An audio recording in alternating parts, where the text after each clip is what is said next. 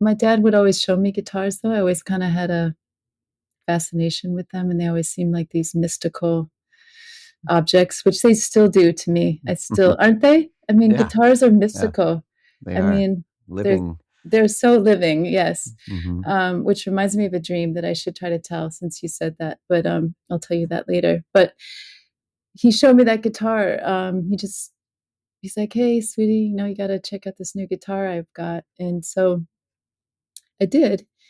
And I took it up to the room I was staying in that night and I just tuned it open, tuning to my ear.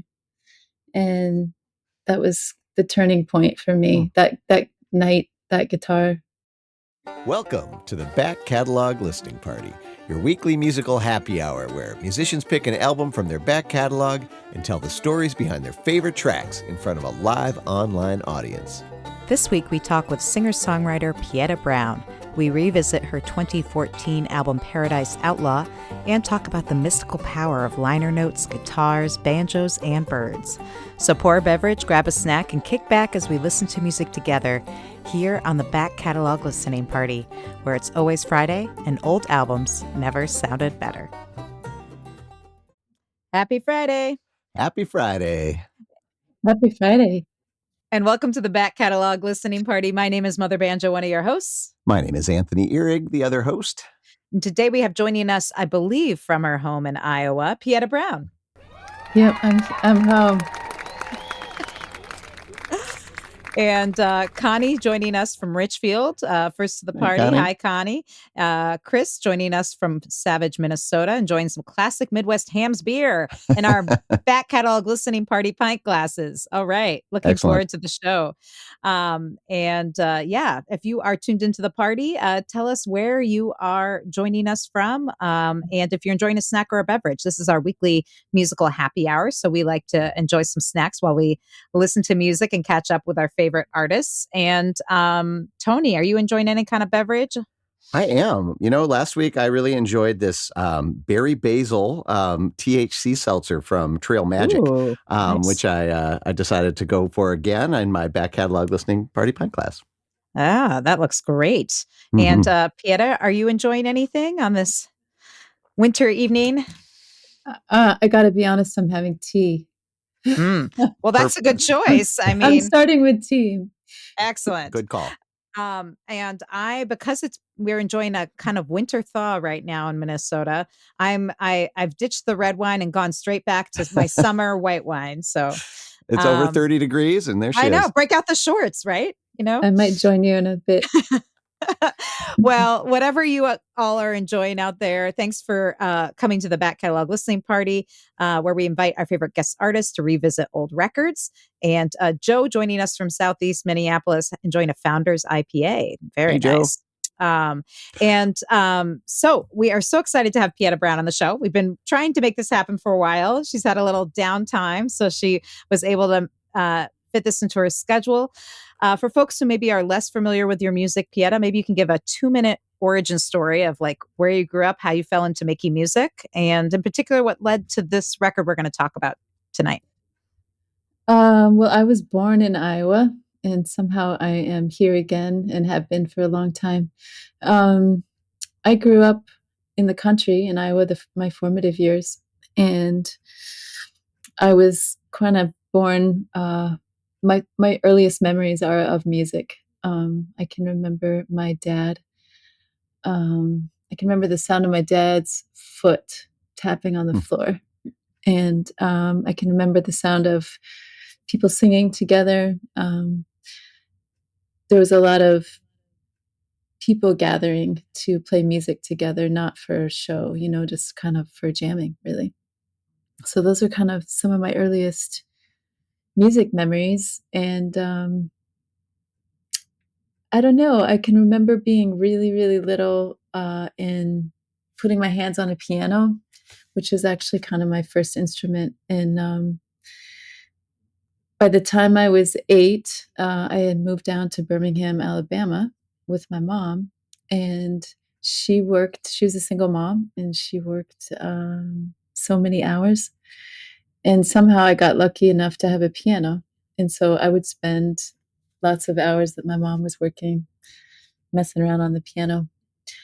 So there was something about those two things kind of set me up for having music be almost like a lifeline or something, just where I turn, it's just like breathing or something, like whether you're celebrating or grieving, any of the things, music is just kind of the place I would go. And I started writing in my notebook when I was a really little kid. My mom likes to tell the story about me waking her up in the morning before school when I was 5 to try to show her what I had written in my notebook. So I don't know. Here I still am basically doing the same thing, except now I do it not to my mom, although sometimes I still do it to my mom because I'm very blessed to. She's still, she's still kicking. She's doing great. And same with my dad. So um, for a long time, it was just kind of a thing that I did just to get through the world, not something that I thought about really sharing outside of um, my own coping mechanisms. Um, and one time I was back in Iowa. I had lived in like 17 or 18 different apartments by the time I was 17, by the time I left home. And then I wandered all over the United States and then some. I went all over the world, really. But I came back to Iowa. I was in my early 20s, and my dad had a guitar. It was a 1930s archtop, a Maybell. And I really hadn't played piano. I mean, excuse me, I hadn't played guitar really. I mean, I'd always seen them. I picked them up and strummed on them, but I didn't even know one chord on the guitar, like formally. Hmm. And my dad would always show me guitars, though. I always kind of had a fascination with them, and they always seemed like these mystical objects, which they still do to me. I still, aren't they? I mean, Yeah. guitars are mystical. They I are mean, living. they're so living, yes. Mm-hmm. Which reminds me of a dream that I should try to tell since you said that, but I'll tell you that later. But he showed me that guitar. He's like, "Hey, sweetie, you got to check out this new guitar I've got." And so I did. And I took it up to the room I was staying in that night, and I just tuned it open, tuning to my ear. And that was pretty much, that was the turning point for me. That night, that guitar, I wrote a few songs that night. I had been writing and singing in my room for years, making up all kinds of songs, just singing to other people playing and singing to the piano. But I really hadn't written a song on a guitar until that night. And then I was like, oh, I think I know what I'm supposed to do. I mean, not necessarily like in terms of, you know, taking it out into the world, but just it was such a radical moment of life. It was one of those like, yep, whatever else I do, this is it. This is gonna get me through. Wow, you could pinpoint the moment. That's Yes. amazing.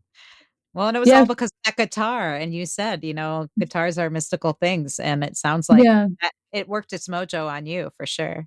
sure. It really did. I mean, I still have that guitar, and yeah, guitars still totally freak me out in the best way possible. And it's interesting because I'm not a technically trained musician in any way. I took piano lessons once for about 6 months when I lived in Birmingham, Alabama, and then once as a teenager. I had a really amazing piano teacher for a year who was blind, which was really inspiring because her sensitivity was incredible. She could tell when I was doing the wrong fingering. Hmm. And I couldn't read music. I never learned to read piano music. I learned a little bit, at first, and then she figured out pretty quickly that I wasn't really doing that. So, but guitars for me are like, each one is like a universe. That's awesome. I love that. Well, we are so excited to revisit one of your records tonight. And the one that you picked is special because it came out 10 years ago and you just reissued a special vinyl version of this album. So it seems appropriate to be revisiting today. Paradise Outlaw. And is there anything you want to say about where this fits into your discography? I forget. I mean, I think it's about somewhere in the middle. I Mhm. made definitely made records before this one, and I've made some since for sure. But it was definitely a really special convergence of me really figuring out more about producing also, and really Hmm. following my own vision for those parts of making a record. Um, and it was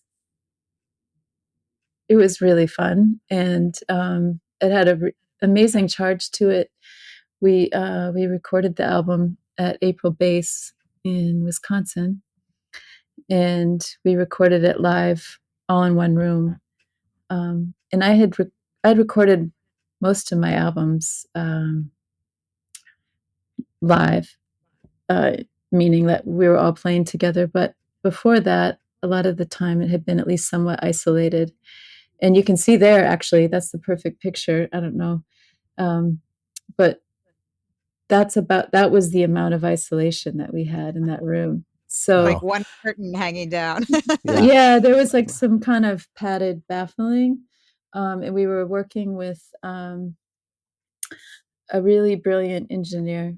And he's, of course, gone on to do lots of amazing things, as I knew that he would, but just kind of a mad scientist, beautiful, beautiful artist. BJ Burton was recording Nice. there. And we basically met for, a really brief time. And suddenly we were recording in that room that you see there.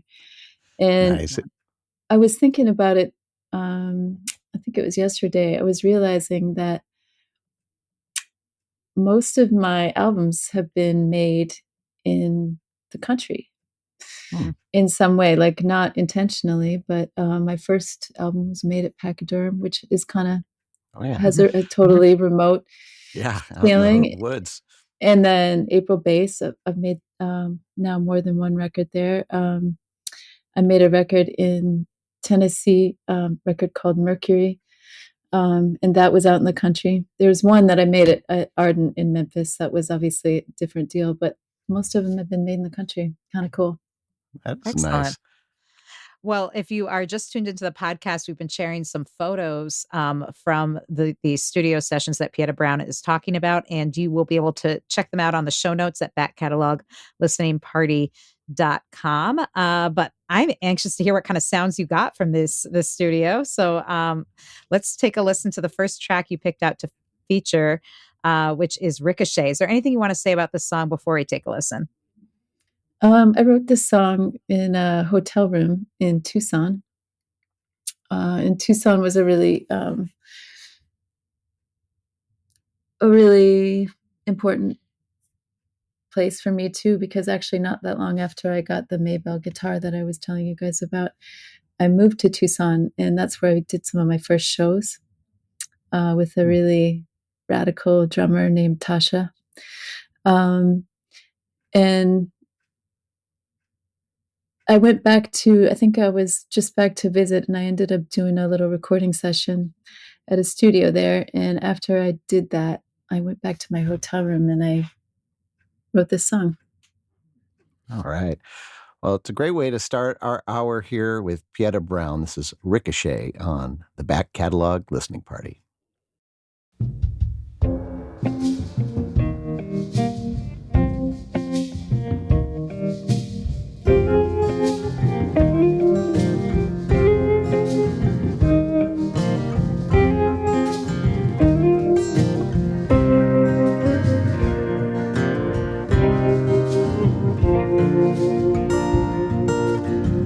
Motorcycles on sunrise, downtown rodeo, trumpeters and fairgrounds, reveling below.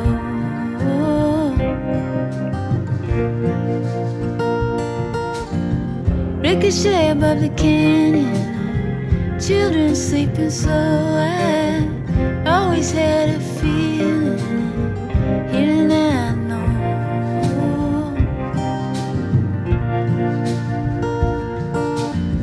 Lights shining in the valley, ditches, glass and chrome wire. Up above the clouds, painted horses roam.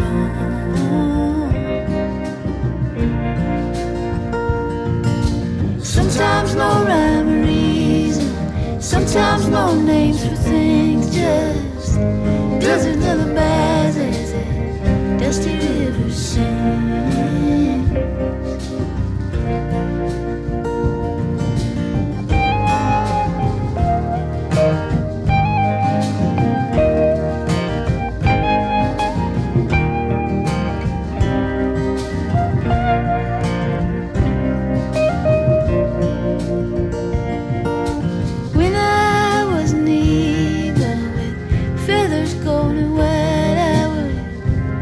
You from the branches to my heart's delight.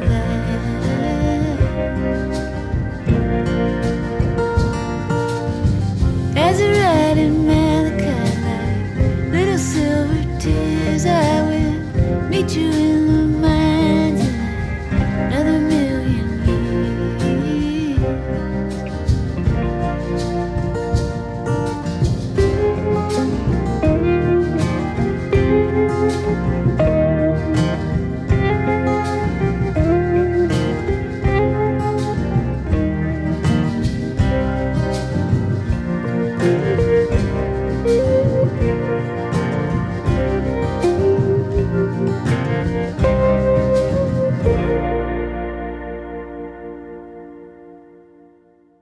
All right. Nice. Pieta Brown with Ricochet from her 2014 album, Paradise Outlaw, which we're revisiting today with Pieta Brown joining us from her home in Iowa. And what great vibes. Yeah. Talk about, you're talking about it being, it's written in Tucson, and it definitely has that kind of desert, spacious, like maybe a couple tumbleweeds might have gone by just Yeah. during the recording of that song. But Yeah, what a tell beautiful band. I just because I haven't heard it in a long time. I mean, just listen to it on the headphones like that. Of course, I hear the mastery of BJ's mix. BJ Burton also mixed the album, and yeah, amazing, really fun to hear. And then just the band. I mean, I can just see those guys in there. Of course, Bo Ramsey, one of my favorite people, and favorite musicians, longtime collaborator. And then JT Bates on the drums is such a huge part of the sound So of tasty. this album to me. And then Mike Rosetto plays a lot on the record, and then John Penner on the bass. And one thing that was really fun for me, which was also a first, when I made this album, I had been doing a lot of live shows with JT and Mikey, with Mike Rosetto. And so we definitely had some really good chemistry going, just because we had been playing a lot of shows as a trio, actually. And then I had also done a lot of playing with Bo and John as a trio, John Penner. So there was really great kind of unspoken chemistry in all the different realms. And then I can just hear the room. I mean, I can just see it when I hear that. It's cool. Yeah, Really I fun. was feeling that too, the spaciousness and the openness. It wasn't isolated, and it's so. I think it's a real testament to JT's drumming sensitivities that Yeah. it doesn't overpower anything. It just kind of Yeah. lays right underneath, and everything kind of floats around on top of it. Really, really good stuff. Yeah, he's got the big groove thing for sure. Yeah, I was thinking too, that song, I ended up making a video for that song, and my, goofy sense of humor came out when I made that video, but, was it maybe a couple years later, not even, a film director in Switzerland happened to see that video. And so that song led to that video, and that video led to me getting invited to do this wild casting for a Hmm. film, which I ended up participating in. So I was just thinking about all those wild, I don't know, the big weave. Wow. Oh, I mean, that's what's so cool is you never know where a song will lead you. I mean, not just Yeah, like not just emotionally or spiritually, but like um literally, like it can change your life and for what you sure. that That one did. and And then that's really cool. Justin sang on that one. That was really also a really great moment. Justin Vernon. Justin Vernon, yeah, the April Base was his studio, and I had met him in Australia when I was touring with Mikey and JT there, and we got to meet. That's actually the first time I met Mike Lewis, hmm. who I'm also a huge fan of, and Sean Carey, and so we met there, and we walked across the city. I think we were in Melbourne, might have been Sydney.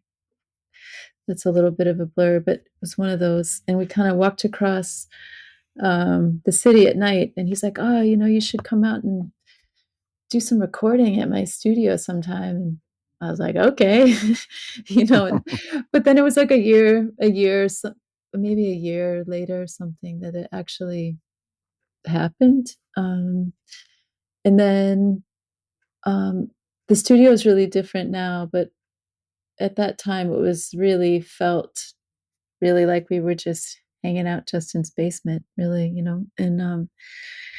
and he was there one day, and then he just ended up coming down and kind of snuck in a little bit and sang on a couple tracks, and it was really such a fun fun moment, but also the whole session was kind of like that. These people were just kind of coming out of the walls and um, kind of come in for a minute and then disappear again. It was really magical. It was great. Lots of fireside action after the long hours of experimental recording. Nice. Wonderful. Well, the results are amazing. And Joe was commenting. He said, "Does this ever sound great on the phones? The mix and That's the right. pans are all perfection." And I would agree. We're all listening with headphones. And if you're out there tuned in, you know how good it's sounding. And if you aren't listening with headphones, go grab them if you can. But also, you will want to hear as good as it sounds here on the live show and on the podcast. It will sound even better if you get the high res files, or even better, and I don't have the vinyl version, but I need to get this because I can only imagine how good this sounds going on the turntable. But there's this new 10th anniversary vinyl version of Paradise Outlaw that you can find through Righteous Babe Records or at pietabrown.com. And yeah, was this album, when you put it on vinyl, did you have to make any executive or artistic decisions? Did everything fit, first of all, on Well, the that's a vinyl? good question. Actually, one of the reasons we didn't end up putting it, which you may or may not remember, but one of the reasons we didn't end up putting it on vinyl was that at the time it seemed like to put it on vinyl it would need to be to a double LP, which that's kind of a big Hmm. undertaking. Yes. And it was just yeah, it was one of those things in the moment. We kind of all decided. I mean, me and the label, we were like, nah, let's not do it right now. But I regretted that. And also, when I first was envisioning it, we actually had 20 tracks, and so I was envisioning it as a double album. Mm, Hmm. And then slowly but surely, we kind of decided that maybe not quite. We weren't sure, and it definitely it had a life of its own. But so there are the outtakes too, which didn't go on the vinyl this time mhm. either. Like they didn't become part of the vinyl, but we did have to cut the vinyl a little bit, a little bit. Not quite sure what the terminology is for cutting the vinyl like that, but normally not supposed to put quite that many songs on the vinyl. So Yeah. I was nervous, but I hired a really great engineer to do it, and he was really pleased with how it came out, and so am I. And then I keep hearing some really great feedback that makes me happy that everybody's saying that it does really sound good on the vinyl. So it's cool. Excellent. Nice. Well, I know we have a lot of listeners who enjoy vinyl and Yeah. enjoy all the nuances of production like this. So, like Ellen said, you should head on over to pietabrown.com, pick up the 10th anniversary vinyl. And I just want to follow up on Joe's comment about the production, because you had earlier mentioned that this was a kind of a foray into that world for you. And I was just curious, like how you were involved with that piece of this recording, because it does sound so good. Yeah, we technically, I mean, it was definitely a co-production with Bo Ramsey. It's kind of how it got credited at the end. But it really was an open session, and I started to realize that that is one of my favorite ways of working is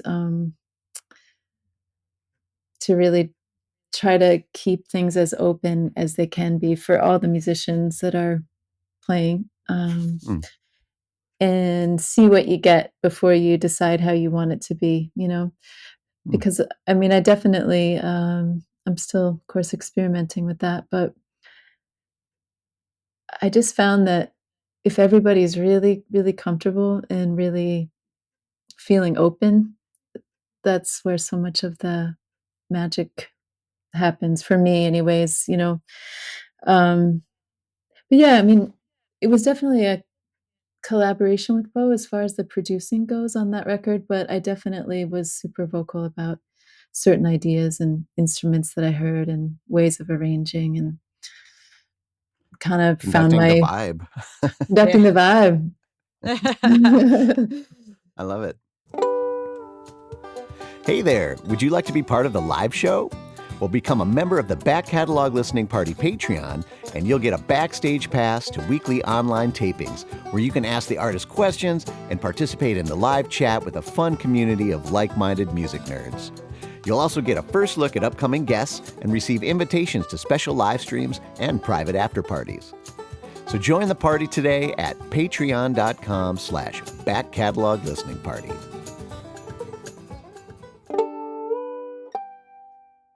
Well, I want to get into more music to get to as Yes. many of these tracks as we can to get a better sense of that. And this is actually one of my favorites from this record, so I'm glad that you picked it, and not just because there's some good banjo happening on it. Yeah.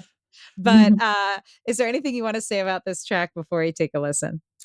Well, since you mentioned the banjo, I should say that before I played guitar, like before I picked up that Maybell that I was telling you about and like really connected with it, I had a banjo for a while, and my great Grandpa Honey, he played the banjo, and my Hmm. grandma, great, she was my great grandma, but we called her Grandma Honey. She played the pump organ, and there was all these family jams down in southeastern Iowa, and so when I first picked up the banjo, I just it felt like I was channeling my grandpa really. Um, there again, I have no, you know, technical skills. I did take one banjo lesson, Hmm. but that was it. Um, but in this banjo, I got the banjo. It was a tip from Tim O'Brien, Hmm. who, as you all know, is a beautiful banjo player. If Oh, you're yeah. into music, and you might know who Tim O'Brien is, really a beautiful, beautiful musician and singer, songwriter. And I had done a tour that he was in the band. It was Mark Knopfler's band, and I opened a big tour for those guys and the North American tour.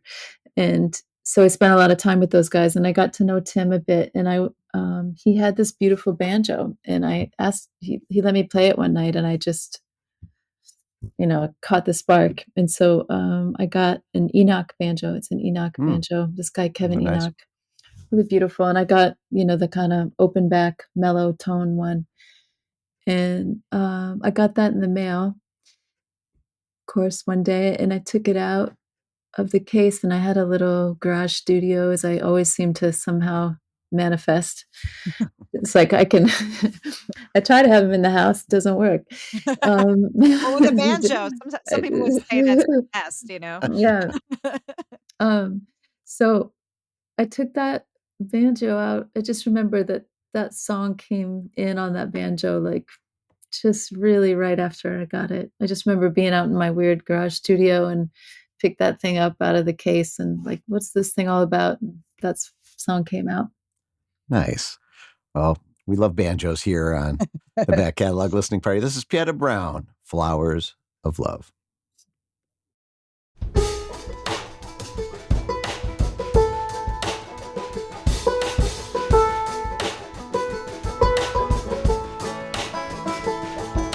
Some are red, some are blue. Most are nameless for me and you. Some get cut down, some grow wild, some blaze like the devil, some glow like a child. Some are for temples, some for the fair, some for a secret one waiting that day. Some are for sending, some are to mend, some for the broken, a few for the end. Flowers of love, flowers of love. Some made of plastic, some made of ground. Some get lost, some get around. Some make garlands, some for a wreath, some in a bouquet down in the creek. Some for a bottle, some for a vase, some in the shadows on a stranger's face. Some are for dark nights in the noon. You try to forget them, but they hold on to you.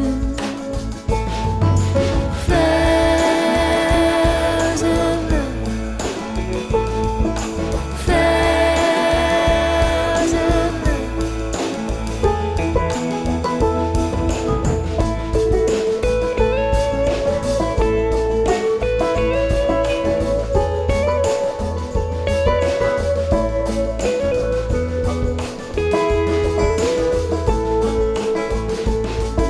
Some for the water, some for the land.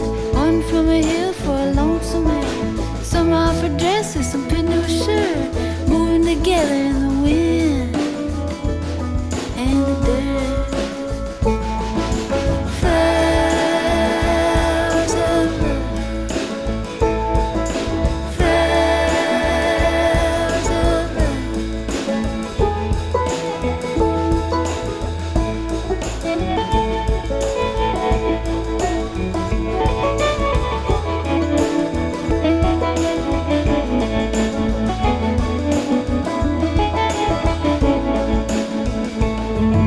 Some like the ditch, some make the train. Some like to lay back in the summer rain. Some go fast, some so slow. Sometimes you give up the only one you know.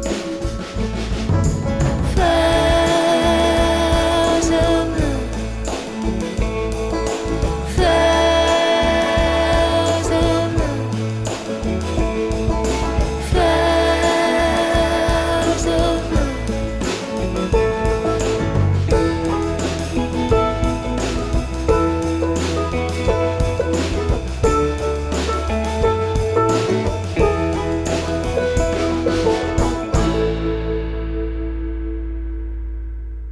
All right. Pieta Nice. Brown with Flowers of Love from her 2014 release Paradise Outlaw, which we're revisiting today on the Back Catalog Listening Party with Pieta, joining us live from our home in Iowa. And other folks have joined the party, Fred in Steamboat, Colorado, and Something Rather Than Nothing, Yay. Joanne Oregon, and folks really loving that song.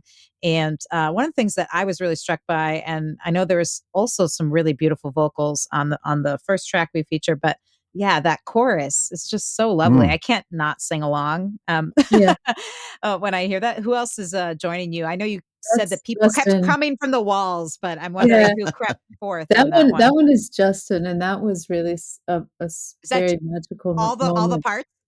That was a really magical to see because, if you're a fan, as I am, of Justin and all the different channels his music takes, but um, just to see him do those harmony vocals, it was like so fast. They just layered them, just did it. He could hear all that in his head. That was definitely a Justin touch, and it really, of course, elevated. And then I really, really love, of course, the chemistry between the banjo that I'm playing and then Mhm. um, Bo's guitars and Mikey's guitars. Mike Rossetto takes that kind of just sailing second solo, and then of course, JT and John. It's really fun for me to hear. I just hearing those guys in the headphones is just like I can't stop grinning from ear to ear. It was really really fun, really You're not special. alone. It was really an amazing session. Yeah, it's sounding really great. One of the things too that Susan was asking about, and I want to make sure we don't miss her question. She was commenting on the album art, and you always have really amazing visuals that accompany your albums. And this one is particularly striking. You were talking about how all your albums have been recorded mostly in the country, and this has some lovely sort of woods vibes in there, Mhm. wood Yeah, some Yeah, spirits. trees, yeah. yeah. Tell us That about the artwork and who did it and what the concept um, was. yeah, my best friend, one of my all-time best friends, Mei Ling Shaw, really, special visual artist. She took that photo of me actually, in her kitchen.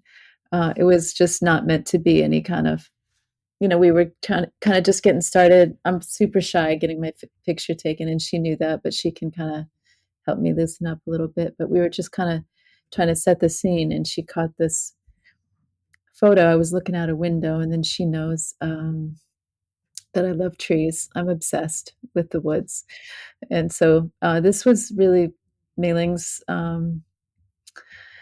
vision. I knew that I wanted it to have some kinda layered, um, feeling, because there's, for me, music and nature are, they're very deeply linked for me. Like I was saying earlier, like, I realized in retrospect, I've somehow managed to magnetically go to these studios in the country. And April Base really has, a really there's some kind of magical land thing going on there, and you can really feel it, and you can see it, that you could see in that photo that you showed earlier that, you're I was facing that window that looked out into the trees, when I was singing. It was really cool, and, so, yeah, my friend Mei Ling Shaw did that album artwork. She also directed a video for this song, was totally her vision as well, and she got me to lip sync. Nice. So Well, I noticed in the files that were sent, there was another album cover. oh, Can yeah, you that was actually her first sketch of the album cover, okay, and, very cool. that was, I can't remember who took that photo. I was driving, and someone took that photo, and I sent that to Mei Ling. So and she kinda sketched that out, but as we kinda really started listening into the album itself, I let her do her thing, and I love it. Yeah, Mm. yeah, really interesting to see where it started, Mhm. and where it ended, and again, if you're just listening to the podcast version, we will have, both the covers available for you to look at backcatalog.listeningparty.com. Yeah, and you can, of course, get, the big version of that final cover, if you get the vinyl version of this album, which is available now via Righteous Babe Records and at pietabrown.com. And if nothing else, I mean, just having that as a piece of artwork for your wall Uh, is pretty Yeah, amazing. she did a really beautiful job. Speaking of visuals, I will also throw in there that, with this 10th anniversary release, I made a zine, and there's a lot of the, session photos are in there, some other artwork by lots of different people that were connected to the making of Paradise Outlaw in one way or another. There's photo by Bo, there's some photos by Mike Rossetto, I did an interview with JT Bates about Cool. his drumming, and then also just he talked a little bit about some things that happened in the session. And anyways, I'm really proud of the zine. It's a totally underground thing, but you can also find that at Righteous Babe and also on my website. So Is that what we're cool. looking at here? That's actually What is this? that's a postcard. So my friend Pearl Rachinsky did all the kind of all these postcards, these Paradise Outlaw postcards and Okay. posters. And we sold all of those back in the day, back after when I put that record out. Pearl Rachinsky, another just a huge fan of her artistry and artwork, and she's been a really big part of visuals for my stuff too. Mei Ling and Pearl have been a big part of all that for me. Nice. Wonderful. Well, you definitely want to go get that zine and the Yeah, vinyl. get the Um, zine. All that of it. sounds so cool. I love it when there's all those extras, and you get to Yeah. know, the backstory and hear about JT's drumming and that kind of stuff. That is exactly the kind of thing that we love here at the Back Yes. Catalog Listening Party. Okay, so calling you music geeks, pietabrown.com. That's where you to get your fix. And Sir Matthew Owen wanted to know if Remember the Sun will ever be released on vinyl. Oh, can somebody help me fund that? Well, you guys have to buy vinyl. Okay, I so know. you need to buy I the know. product so that she can press the vinyl because I it's not. know. I would love to press that album on vinyl, and I just had one of the biggest compliments that I've had in a really long time. Iris Dement called me a couple days ago and told me that she was singing that song and that she was gonna be singing it out on the road. I don't know if she Oh, will, but she's one of my favorite singers of all time. So that was a huge compliment. And what an honor. um, yeah, that was a special song landing, that one, Remember the Sun. So yeah, hopefully, I hope so. I hope we can get it on vinyl someday. Yeah, well, if you go buy her current vinyl, that is probably the best way to support artists. It's Besides going out and buying their true. concert tickets, purchase their music, purchase their zines. It goes directly to them, and it goes a long way also just to show how much you appreciate what they It do. really helps. It really does. That's right. And for all of you joining the Back Catalog Listening Party, definitely throw in your questions, your comments about the music, any questions for Pieta. We'll get to as many of them as we can as we go along. And Sir Matthew Owen says, "Oh, I've bought all of her albums. Can't get enough." Smiley face. Thank Excellent. you. So Thank you, he's Matthew. so Matthew, you've done your part. Yes, be like So Matthew, folks. you're living up to your knighthood. So we like that. The Back Catalog Listening Party is brought to you by EFS Publicity. Founded by veteran publicist, promoter, DJ, and musician Ellen Stanley, EFS brings an artist's perspective to the table, working to help clients get to the next level in their career. Services include national and international media campaigns, radio promotions, tour press, crowdfunding, grant writing, and more. Get a quote or set up a consultation today at efspublicity.com. We want to get to as much music as we can, and the time is going super fast. So the next track that you picked to feature on today's show, Pieta, is "Do You Know?" Is there anything you want to say before we take a listen? Um, I don't know if I can even. This one had a magical life of its own that I'm still enchanted by. I wrote this song in that same garage, kind of in the same little flash or spell of when I wrote Flowers of Love. It might have even been the same day. It was like right in those few days I kind of had this thing going on. And then I can't remember how that spark with Amos happened for that to become that duet. I mean, I had the idea and I just, yeah, it was so fun how that happened. And then I really felt like David Mansfield, who added the strings. He was not at the session, and he overdubbed his strings. It's one of the few things besides the harmonies that were overdubbed on that record. But David Mansfield really brought something very special to this track as well. And so the Amos that you're talking about is Amos Lee, Yeah. singing on this. Yeah. And Nice. so, well, let's take a listen. All right, this is Pieta Brown. Do you know here on the Back Catalog Listening Party?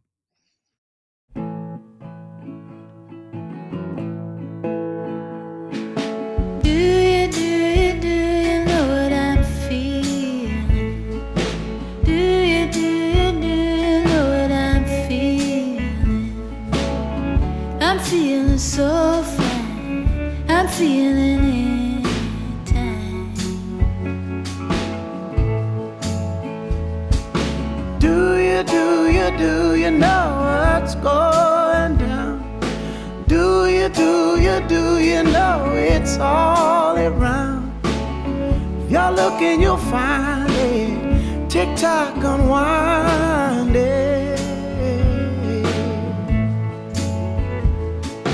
Love, love, love, love, love. Love, love, love, love, love.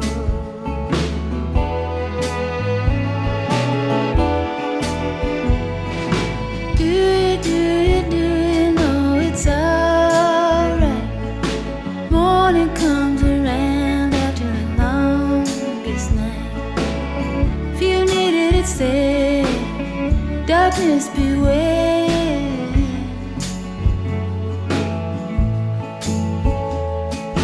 Love, love, love, love, love. Love, love, love, love, love.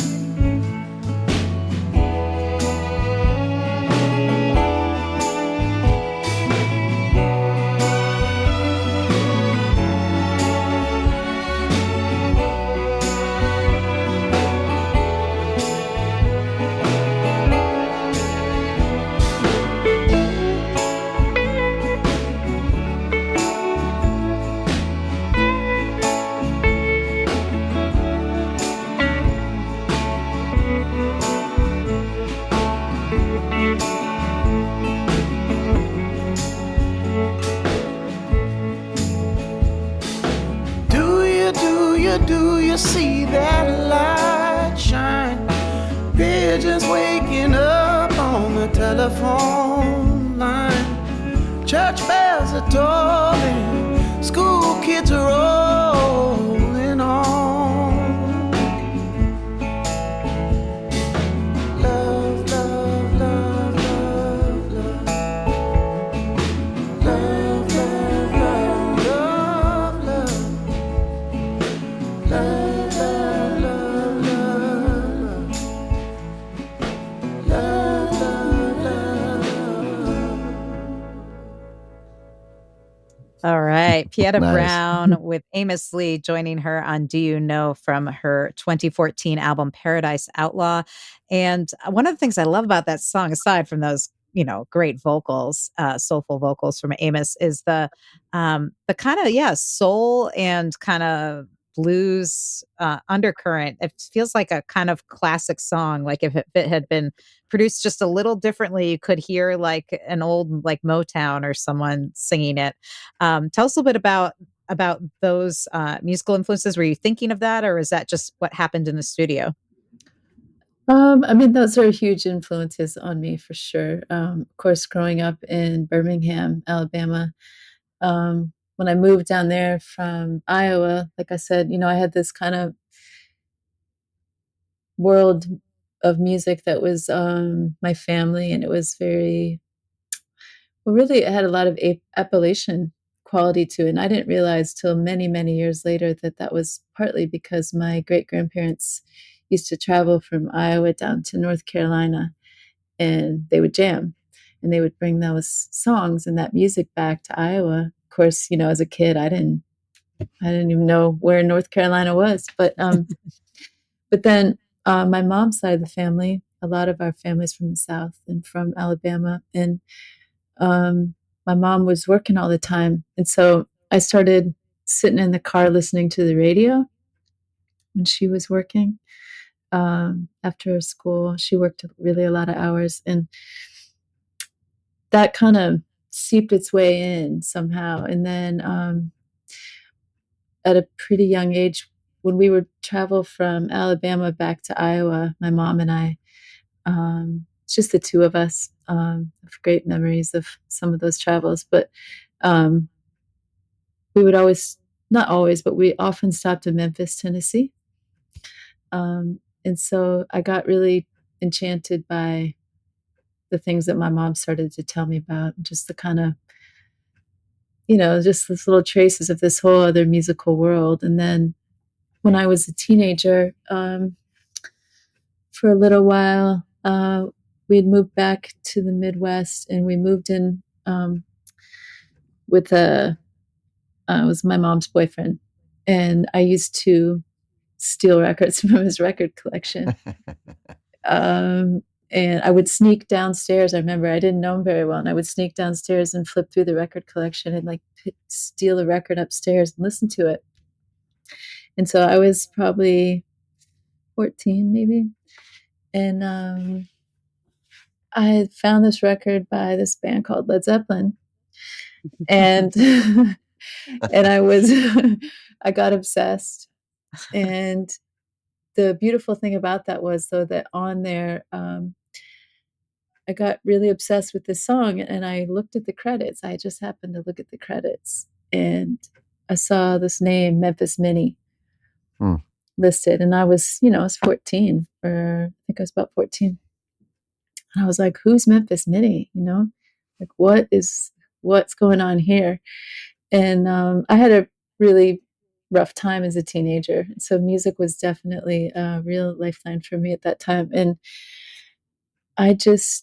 that was like opening the best universe anyone could open for me at that time. I just dove into this, I just got super hooked on all the country blues. And there was something in the power and the tension and there's so much emotion in that music that it's not that I wasn't hearing it on the radio, but it was just such a different sound, and it's something that just made sense to me, that I don't know, it just felt more connected to that than I did to many things. And I still do. It's music I still listen to all the time. In fact, there's one of my biggest influences, my hero, Nice. Muddy Waters.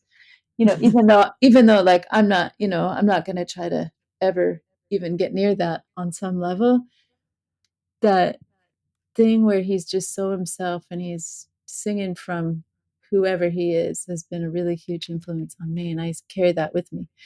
So so in that question, that got a long answer, but I think all of that is kind of tangled up in that song for me, and that it's like those background sounds for me, that and then when I was listening and remembering some more about that, Amos actually wrote the lyric for that last verse, because I had written 3 verses and had the chorus and had it all. And I think I asked him, like, is this done? Or like, could you imagine singing on this? Because I remember hearing it, like when I'm writing it, this is like a duet, And I love duets because, I mean, it's hard to pull off a duet, really. Like you got to have a certain amount of playfulness I feel like, to really let it emote and then also let it be fun. So, so many great duets in the world. But anyways, I remember Amos wrote that last verse. And I don't think I heard that last verse. Maybe, can't remember. Maybe he wrote it to me, but maybe I didn't really hear the full last verse until he recorded his vocals, which was really cool. So I love Nice. it. And I love how you say the playfulness, because I do feel like this kind of duet and this style is like one that you could dance to, like you oh could yeah. see like the two people, that musical and physical conversation happening, which is so great. Well, and what wasn't lost on me is that it was liner notes that took you there. Again, Yeah. something that we're very passionate about, that like music Yeah. doesn't happen in a vacuum. There's a oral history, there's a written history, there's a lineage, there's influences. And I think that's really cool. Yeah, it Yeah. was kind of like those profound moments, I was talking about that guitar, but that is such a vivid memory of I was obsessed with Led Zeppelin. I mean, Mm, truly obsessed. And been there. speaking of headphones, that's Yeah. probably why I'm thinking of it too, just like, listening. And, this wasn't music that I came to me through my family. No one was telling me about that. And it was kind of, you know, the the sort of Led Zeppelin hitting the world was before I was there yet. So it was like me discovering it, and none of my friends. I remember calling up my friend Annie and being like, "You gotta come over and check out this record." I love it. Because remember, this is Hmm. before Google. Yeah. So, Oh, yeah. it Yeah. was so magical to find music that way, and to listen to it like this with your friends, on headphones or on with a album. It was really cool, and, yeah. I wanted to say too about that track, just while I have the moment, that if you're really listening, if you're listening in the headphones, it was really fun to hear. I feel like you can really hear, one of the many magical things about Bo's playing, but it's just like this beautiful, intricate weave. You can really hear it in the headphones of Mhm. like it never overpowers. It might not even get your attention, and yet if it wasn't there, Mm. it wouldn't have that that deep earth kind of soulful thing that you're talking about. He really brings that in his touch. It's very incredible. Yeah. Um, totally agree with that. And I love that all of us are listening so deeply and paying so much attention to these stories, because that's what the back catalog is all about. When you talked about how magical it was to listen with your friends with Mhm. headphones, that's what we're all doing together right now, which is So why we fun. love doing this. And Wiley joining the party from Northern Virginia, loving the vibes. Muriel joining us from Paris. It is super late in Paris It's right now. Muriel. Oh, oh, I love you, Muriel. If you can hear me. Oh my gosh. Oh, so thank you all for joining us. Also, we have a couple questions we want to get to, but before we do that, we have to take care of a little bit of business. We have to thank the folks that have kept this party going through all hours, and Yes. folks, and some of our patrons are from all over the world. So we want Speaking to, of which, yeah. I have a special hello from one of our Patreon members who is in Germany. His name is Severin. He's a huge fan, Pieta, and he couldn't make it Oh, tonight. And he sent me a special message to ask if I wouldn't say hello from oh. Severin in Germany. Oh. Can you So tell him to please help me get a gig in Germany? I've yet to I'm play sure he would. Germany. I've yet to play Severin Germany. is a huge music fan, You heard that, Severin. Be in and a touch. and a great patron. And one of the things when you join our Patreon and support the show is that you get invited to these live tapings, and you also get to hear the episodes before they get dropped as a podcast. So Severin said he's going to be listening a little bit later, or in the morning or whenever he's awake. So, but we want to thank these folks who have kept the party going for almost 5 years.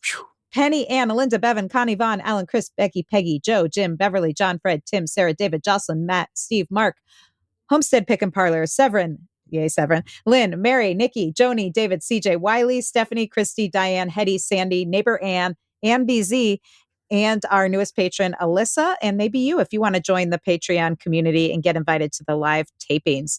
That is how you can do it. And you can get that cool back catalog listening party pint glass, founder's pint glass, which now you But can see because he's yes, drunk it's his empty. Do the That's a artist sign of a get good one? conversation. Do the artist get one? we will hook you up with one I'll for trade you a Yes. sure. vinyl. I'll trade you a Yeah. vinyl. You, It's a good trade. Well, that's a I think really we good win trade. on that one. But and speaking of touring, someone was asking if you're going to make it to Anderson Gardens in Rockford, Illinois this summer. Oh, I love that place. Eh, can you put in a good word for me? I'd love to come back. Yeah, look, this Um, community is going to book your whole tour yeah, next Yeah. summer. that's what I need. I've like I said, I've really been deep in recording mode actually again, and the I'm not the album will probably come out in the fall. So right now I don't, I've got stuff scattered starting in March, but I'd love to come back to Anderson Gardens. That's a really, really cool spot. A good Midwest hideout. So we should mention that if you want to keep tabs on Pieta Brown's tour schedule, because she said she's going to be adding some more dates coming up this year, you can go to pietabrown.com. You can buy the vinyl there and all her other merch. Also, we want to mention that she has a Patreon as well. So if you're again looking for, say you're like Matthew, who already has bought all the merch, another way you can support Pieta is her Patreon. So you can go to patreon.com/Pieta Brown. It's another great way of supporting her, the new record, and getting the inside scoop on all of her music. So you can check that out as well. Time is a wasting. We have to get to at least one more Okay. song. Yes, Okay. please. If you're willing to hang out for a few more minutes, Pieta, we'd love to Oh get one yeah. more song Yeah, in. let's do it. I'll hang out all Okay. night. All right. As long as the folks can stay up in Paris. Yeah. If they can be up, we can be up. Yeah, for sure. This last track you picked to feature is Little Swainson, and I know this is one of the ones that you also have a bonus feature, a bonus or a remix version of this song on the vinyl version. Is there anything you want to say about this original version or the remix? Either one. Well, I picked this one because it's an instrumental. And when I was a kid, I used to walk around and kind of hear these, imaginary big orchestrated pieces in my head. And when I wrote this one, I felt like it was, there was something very childlike about it from that, because it came from this little dream that I'd had for such a long time. But I also wrote this song. I went to I think it was like might have I don't think it was the public library, but there was this really cool presentation, I guess it was, of these rehabilitated birds. There's a kind of a rehab center outside of Iowa City that's connected to the university here, and they have a shelter and rehabilitation for all these raptors. They call it the Raptor Center, and this was my first time really becoming aware of that. And I met this bird. It was a Swainson hawk, little Swainson, and the woman who was giving the presentation told us a really sad story, actually, about these birds migrating and ended up, a lot of birds didn't even survive because they went down, they like sweep down into the fields to eat the grasshoppers, but it had been sprayed. These birds that travel all these miles, like miles and miles, like, so far we can't imagine. Anyways, she had a hurt wing, and I was really enchanted by her. And so I wrote this song for her. And then I went out, and once after I recorded it, I went out and I played it for her on a little speaker in a cage. And the most beautiful thing was, though, like, I didn't know, like, she's like, who's this weird human that's staring at me or whatever. But what was really beautiful is that when I played it for her, she was very still for a long time. And then she started moving, kind of like we do when we're listening to music. It was amazing. Wow. Anyways, and then this was a collaboration with,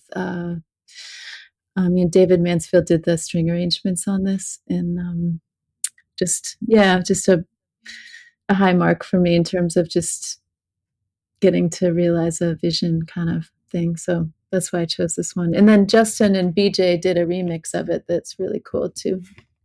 Nice. Awesome. Well, what a wonderful story and a great way to close out our hour here.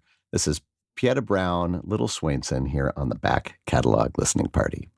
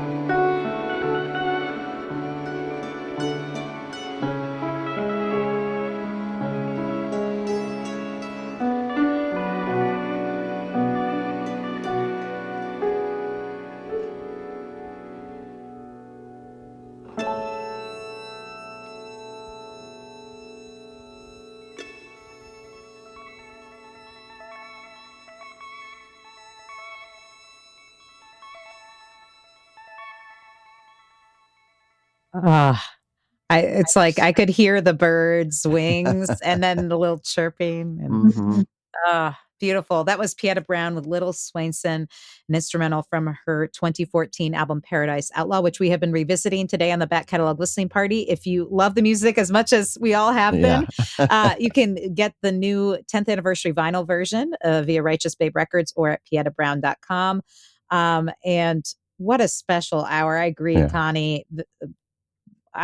We could spend a whole nother hour talking about all these songs and sharing the mystical power of liner notes and guitars and banjos and birds. Yeah. So this is where my happy place is. So Yeah. Yay. Yeah. Yeah. Music is medicine. Deep zone. yeah. This is so great. And we want to thank everyone for joining us tonight on the show, whether you're tuned in for the live taping or whether you are listening on the podcast. If you like it, subscribe to the podcast. And if you want to get invited to the live tapings, join our Patreon community to get those invites. And mainly, this would not happen without artists like Pieta Brown saying, sure, I'll spend an hour plus of my time listening back to my songs and sharing my stories. So thank you so much, Pieta, for doing that. Thanks, you too, both of you, so much. I really had so much fun. I haven't done that in a long time, so thank you. It was kind of a rough week so far, and I don't know, everything's all better. Yeah, it's all better. That's right. Wild times Yeah. indeed. And we want to thank again all of you for joining in. And until next week, have a wonderful week. Enjoy that musical medicine, and we'll see you back next week for another edition of Back Catalog Listening Party. Cheers! All right, cheers. Thank you, guys. Thank you. Cheers. Thanks. Thanks for joining us on the Back Catalog Listening Party. If you like what you hear, please subscribe to the podcast and leave a review, which helps more people discover our show and our guests. And do you want to be a part of the live show, get a first look at upcoming guests, and receive invites to private online parties and live streams? Then join our Patreon community at backcataloglisteningparty.com. Have a great week. We'll see you back here next Friday for another edition of the Back Catalog Listening Party.